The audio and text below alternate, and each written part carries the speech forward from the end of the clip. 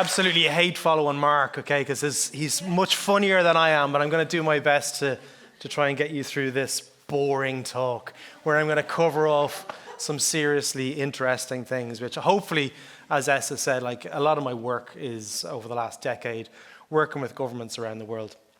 So I'm going to talk to you about the origins of this project, and really how we unlocked the opportunity to bring service architecture, is what I refer to it, into a local government, the largest local government in Ireland, where there's 6,000 people. I'll speak about the opportunity, why I call it service architecture, not JourneyOps or journey management or any of these pieces.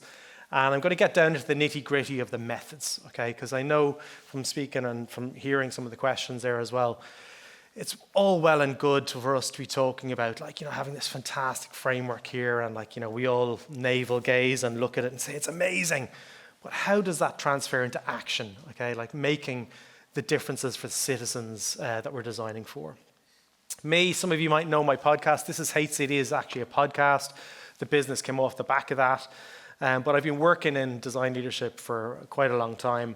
And we have a private community there for anyone who wants to get involved in terms of change making.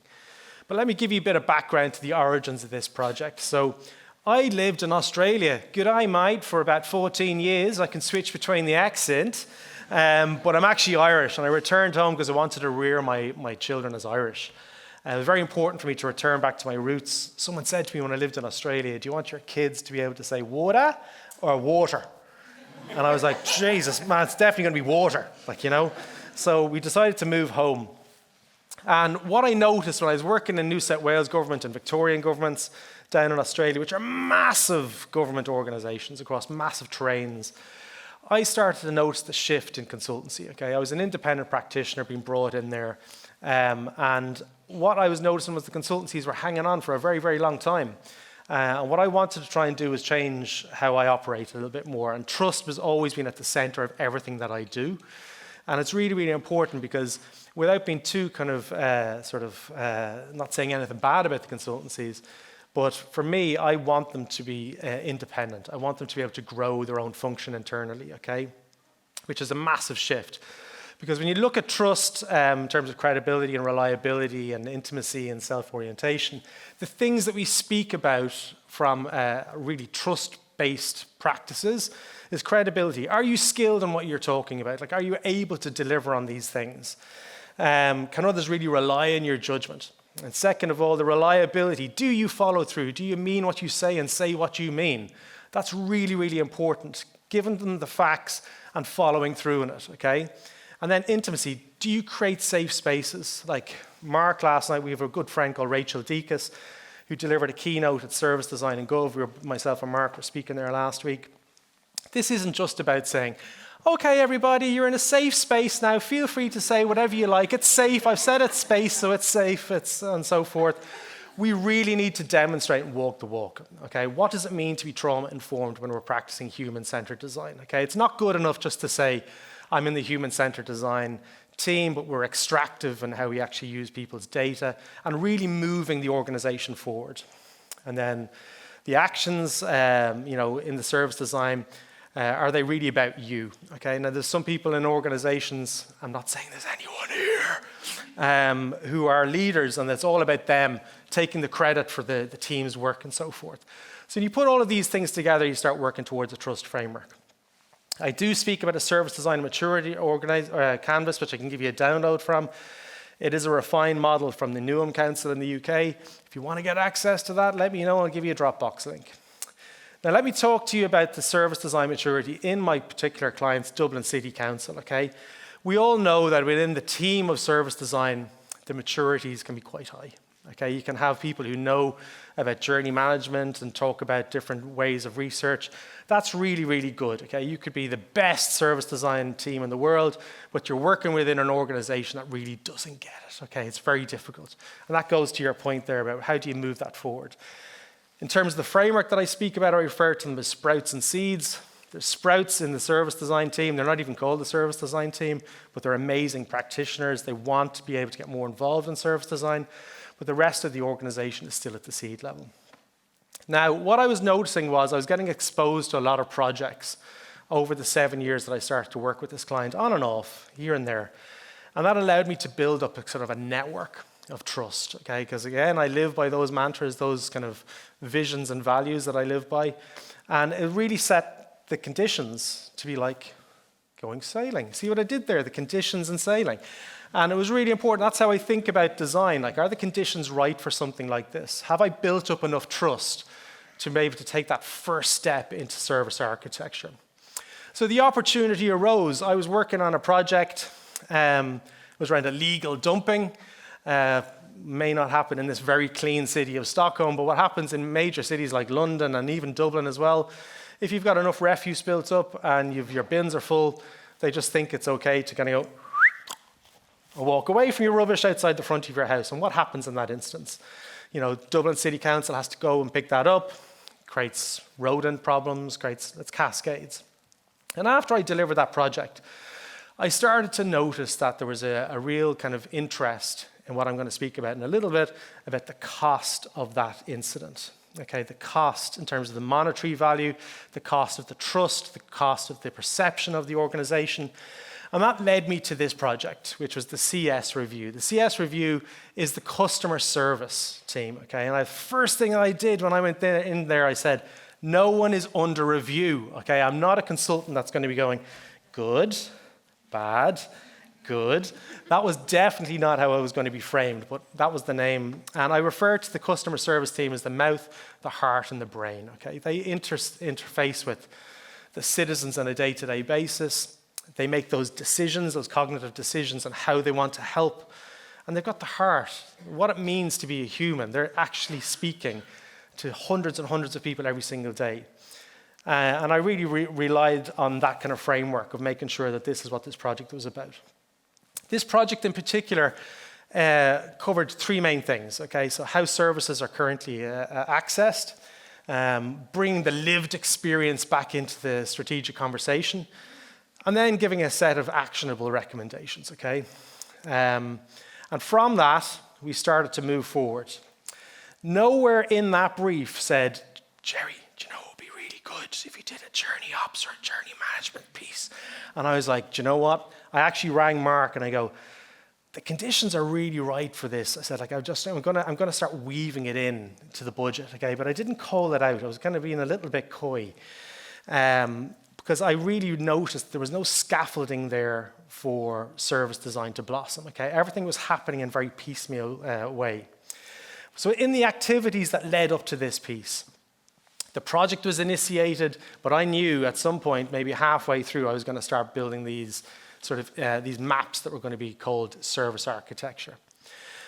And on that point, why do I refer to it as service architecture? And Mark refers to it as JourneyOps, journey management sometimes. Within government sectors, architecture is a very well-established practice, okay? They have an architectural team that do buildings. And I was like, okay, well, we've got services over here that wrap around all of these ecosystems, and it just made sense to refer to it as service architecture. It clicked. Guess what, though? The next client that comes along, and if they refer to it as journey management, I'll call it journey management. I don't really give a damn about that stuff. But for the client, service architecture made sense. So it kicked off in October last year, which is nearly a year ago. I can't really think about it. Can't believe it's that time of year. But anyway, we started off with some internal interviews where I sat on the calls. I listened to the citizens of Dublin ring up and make their kind of complaints or their requests. And I could see that there was lots of these things. I'm not too sure which one is the pointer. Will I go for it? Will we go for it and try and pick this one? There we go, look at that. Round of applause for selecting the right button, folks. So, thanks very much. Thank you very much. This is an easy audience. But you notice that there was a lot of these service workarounds. Okay, you know when you start seeing these things, a lot of people were taking notes in the notebook and then they were shredding the notebook at the end of the day, and I was like, wow, okay. One of the things that I did notice at that point was the calls were coming in and they were taking them and then they were hang on, and then they go on another line and then call the other department, okay? And I'm going to come to that now in a minute, because the person wasn't empowered to make that decision, wasn't empowered to resolve the problem at the point. And we know from service design that's an opportunity that's missed. But anyway, that brought lots of context. And then I spent quite a long time in citizen interviews, okay? Citizen interviews was sitting down in the lobby and intercepting them at the point of the interaction. And Funny story was, again, I didn't notify my clients that I was going to be doing some covert stuff, and I actually got escorted out of the building. I'm very proud of that. Security got involved, and I did have to make a phone call that there was no need to call the police. I was actually sincere in what I was doing some research. But I got some really good evidence at that point. Has anybody heard of Top Tasks? Boom! Yes, this is easy. Top Tasks, for anyone who doesn't know, is from Gerry McGovern, who is another Gerry who's also from my area, and he's also a CX expert. And it sometimes means that I get his emails. Anyway, Top Tasks is a fantastic framework where it allows you to identify the top 20% of the things that people are engaging with your ecosystem for. Now, why that becomes really important is because you see organizations investing time and time again in the tiny tasks, the bottom 80%, where you've got the big wigs kind of saying, no, my project is more important, and they take a lot of the budget. When you have top tasks and you research with citizens, you research with customers, you're able to really have that rigorous and strategic conversation. If you haven't heard about top tasks, Gerry wrote a book where he basically says, this is how you do it, okay? Gerry's semi-retired, but I pulled him out of retirement for this. I said, look, you're not dead yet. You can come and help me. And he's like, thank you so much, Gerry. I was having so much fun living in Spain. And I said, please help me, Gerry, please. And he came and he helped me, and it was brilliant. So we started Top Tasks right around this point as well. And from that, we started to make large ecosystem sense of all of the services that were currently at play within Dublin City. Now, there's an organization that sits adjacent to Dublin City called the LGMA, and they've got a service catalogue that's about 980 services. Why am I telling you this? Because that was the perception that the organization had. There was 980 services. We were very busy. Through Top Tasks, I was able to reevaluate that, and we whittled it down to 67. Okay? Now, those 67 core services are really, really important, because where that got to, it helped us select the team workshops, select the core services that we wanted to focus on. It gave me the data to provide the executives and say, look, these are the pieces that we don't have to look from 980, we're now suddenly looking at 67. Figure out which ones you want me to focus on for the rest of this project. They selected 3 key pieces. So alongside this, I started to train the team. Okay, myself and Mark offer training, and I started to build that capability. Again, trust is at the center of what I do. I get to know the team. They realize that maybe there's some imposter syndrome, like I'm not really a qualified service designer. I've never done a journey map before, Gerry, how do you do it? And I was like, okay, I onboard them into my video courses, and they learn as they go, and I coach them, okay? We create that safe space, which I speak about, and they are able to build their capability as go along. So I train the team to handle the data, to work with them as well. So it's not a case of Gerry knows everything, you can never let me go. That model of consultancy is dead, okay, in local governments and governments around the world. You need to really build that capability. So I encourage everyone, I work in the open, whoever wants to join me, and that's really how we worked it. So we picked 3 core streams, and those 3 core streams were integral. The stakeholders at this stage were bought in, which is the first time in Dublin's history where we were able to build that capability and trust with the other departments. And they were like, okay, we're really into this. We see where you're going with it. It makes sense. When you start to hear those keywords, you're now doing the right thing. So I set up weekly coaching calls for each one of those streams. You notice that I'm on the bottom one. I'm actually on the tools. I'm doing the research. I get peer reviews from other people who are in the streams. So I'm in amongst the team. And from that point then in February, I started to build a work in progress, and myself and Mark started to train them on what it means to do service architecture, what are the rituals and the routines in terms of the governance, the decision-making processes and the coordinators, what needs to happen. And then I refined it again, but the top tasks piece was starting to become much more important, because when you start looking at this from the life cycle, you start to weave those 67 services into the architecture. And it's at that point that I start to refer to this as the scaffolding, okay? We speak about the stuff that Mark was talking about there around the metrics. Those metrics shift over time, okay?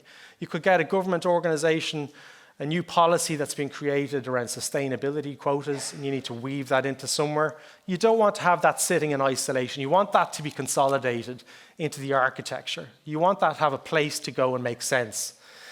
And I really refer to this as sailing without a compass. It's really, really important. You wouldn't set sail from like here to Norway really with no compass or no direction of where you're going to. And that's really what we're here to do today. We're here to talk about this. We need to change this narrative. We need to create that scaffolding to inform that change. You do some research, but one of the key pieces that came out of this was service obfuscation, okay, where people really didn't know what the process was, okay? You know when Mark is going to get a flight, he knows at some point he's going to have to get on a plane.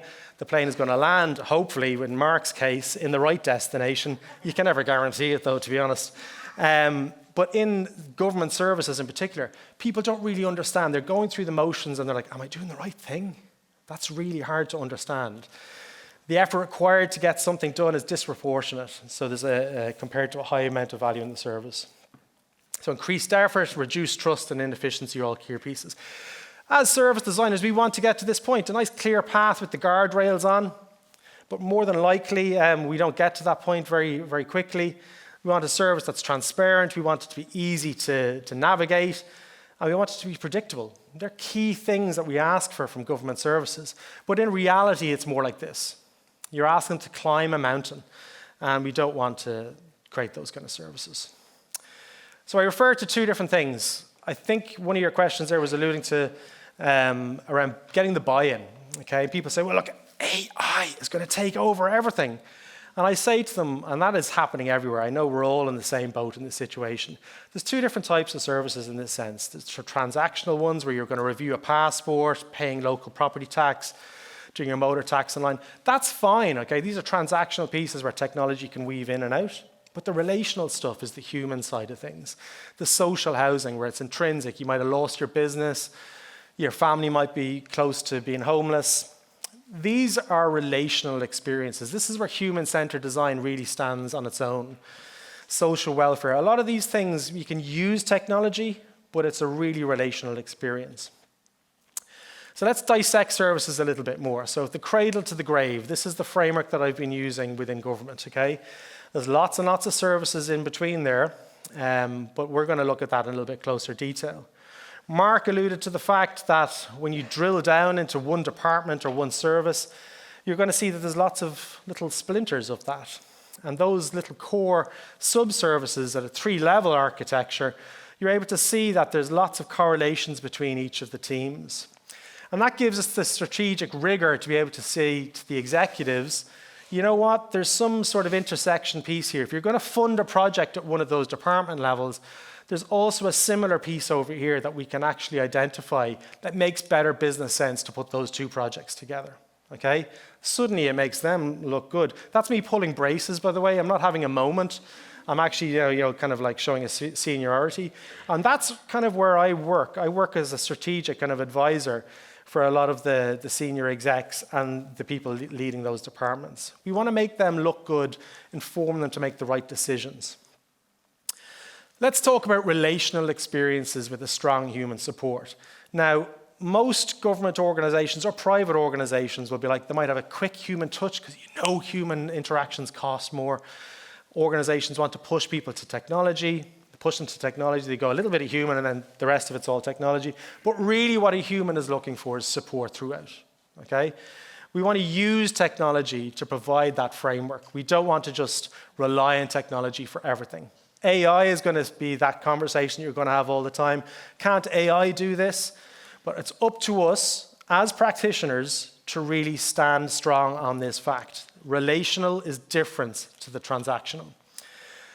I'm going to start speaking to you about the cost to serve, but this is the origination of the cost to serve model way back in Australia.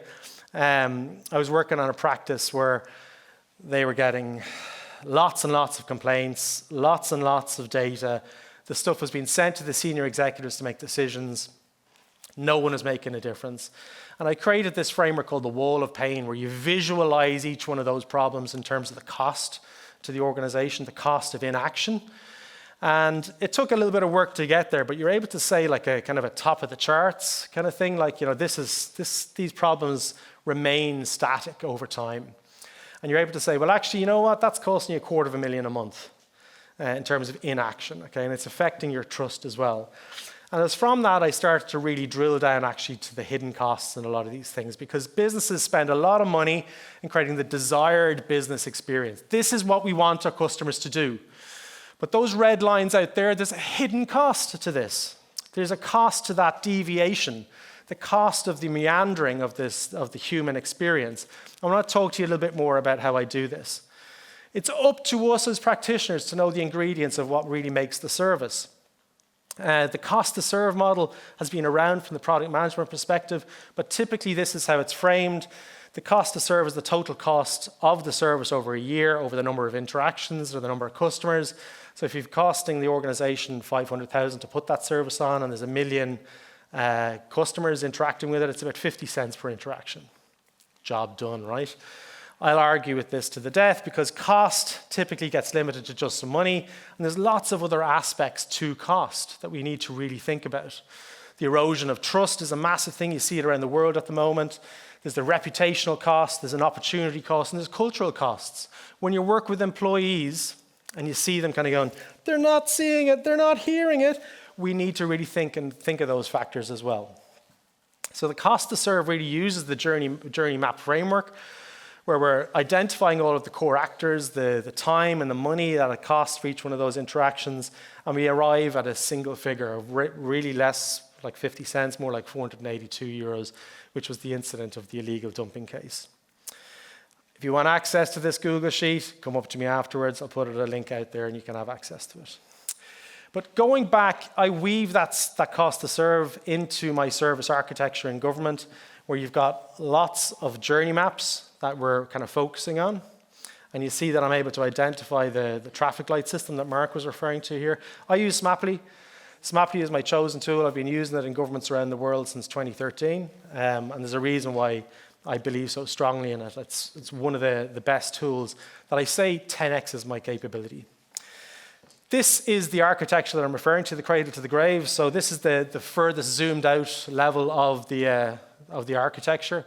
And these are the core services up here that the executives selected on. And I want to drill down into that a little bit more.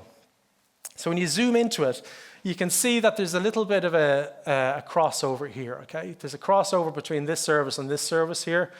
And what we were seeing there, this was an application for a social house, okay? And when you go in to apply for a social house, and you're going to get the keys, it's a happy day. You might have been living in hotel accommodation for quite a period of time.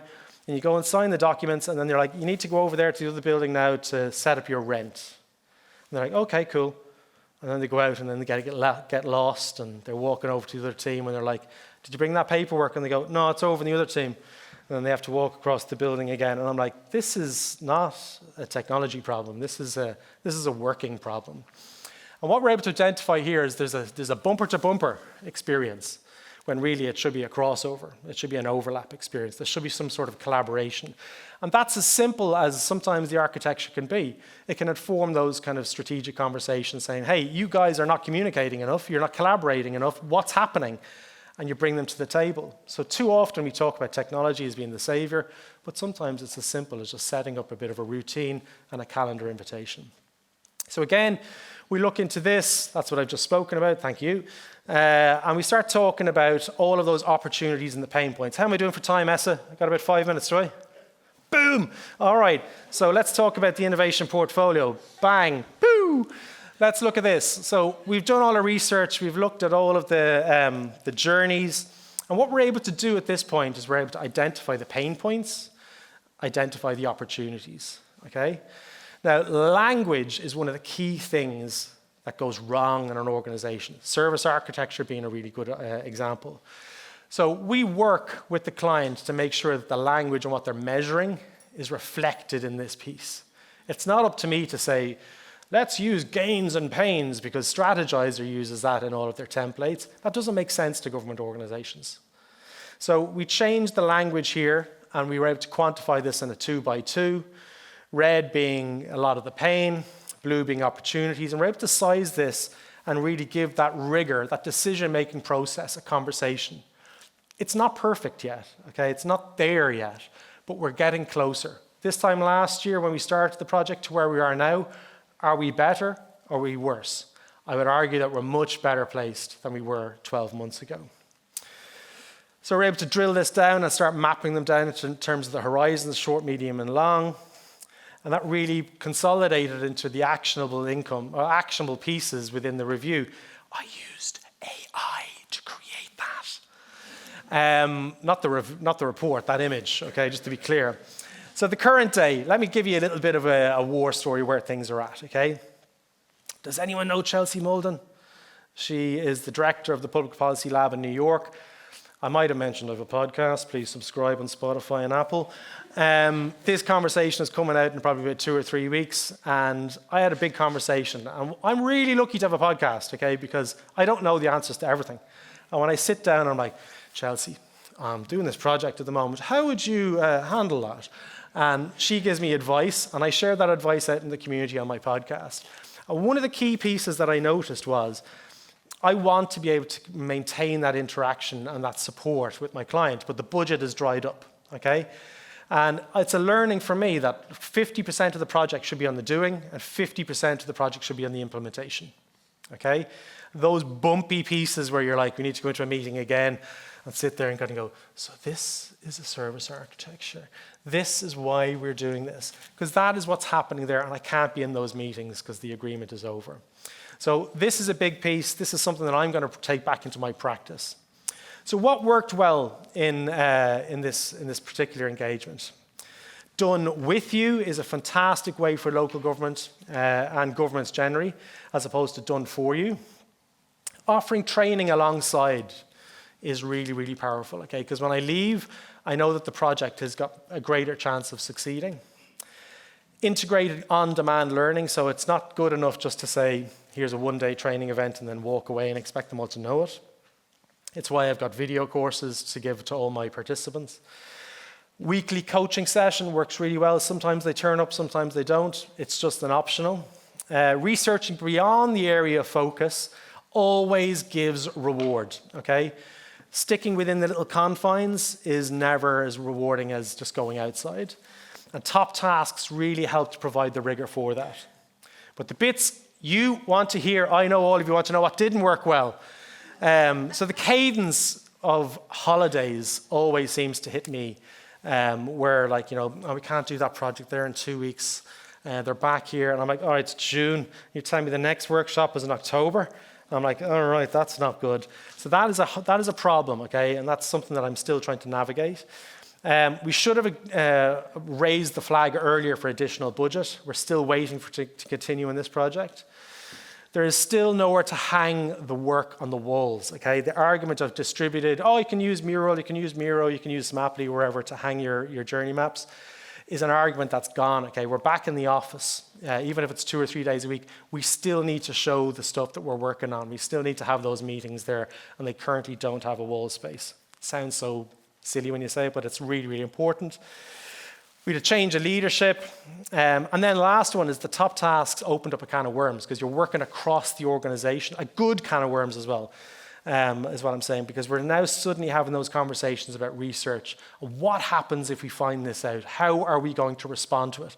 Which leads really nicely into what Mark was talking about. Rather than, you know, preempting what this looks like, we're able to have those strategic conversations. That's it. Thank you so much, folks. I got some time for questions, I think.